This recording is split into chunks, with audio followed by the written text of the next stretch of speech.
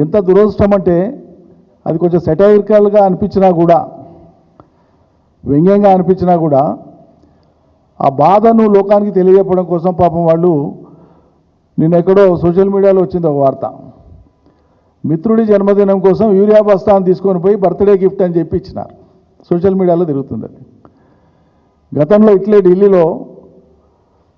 ఢిల్లీ సర్కారు రాజ్యమేలేటువంటి టైంలో ఉల్లిగడ్డల సరఫరా చక్కగా లేక ఉల్లిగడ్డల మీద వచ్చినన్ని సెటైర్స్ బహుశా దీని మీద రాకుంటాయి.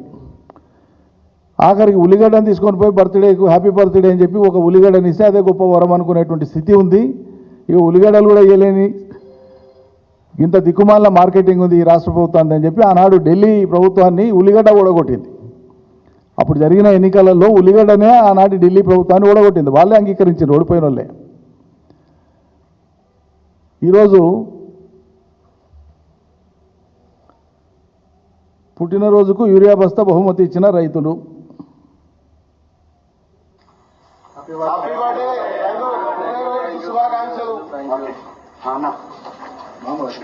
ఈరోజు మా మిత్రుడైనటువంటి మార్ కిషన్ రెడ్డి 50వ పుట్టినరోజు సందర్భంగా మేము రైతులమందరం, ఇక్కడ ఉన్న దాదాపు అందరం రైతులమే, కాకపోతే యూరియా కొరత వల్ల ఇది ఒక గిఫ్ట్ ప్లస్ నిరసన విధంగా తెలియజేస్తూ ఈ యూరియాను ఒక బస్తా ఒకరికి ఒకే బస్తా ఇస్తున్నారు. కాబట్టి ఈ మార్ కిషన్ రెడ్డి అనే రైతుకు మేమందరం కలిపి ఒక యూరియా బస్తా బహుమతిగా ఇవ్వడం జరుగుతుంది.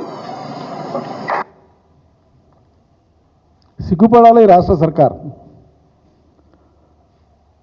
రోజు బుద్ధి పుట్టింది మాట్లాడతారు, నోటికొచ్చింది మాట్లాడతారు. మంత్రులు కానీ ముఖ్యమంత్రి గారు కానీ. మరి మీ సిపాయిలే కదా, చాలా పెద్ద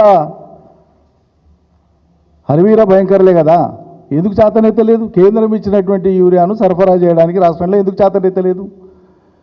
ఇంత చేతగానాలకు పాలనా అర్హత ఉందా? అసలు సిగ్గుపడాలి అసలు.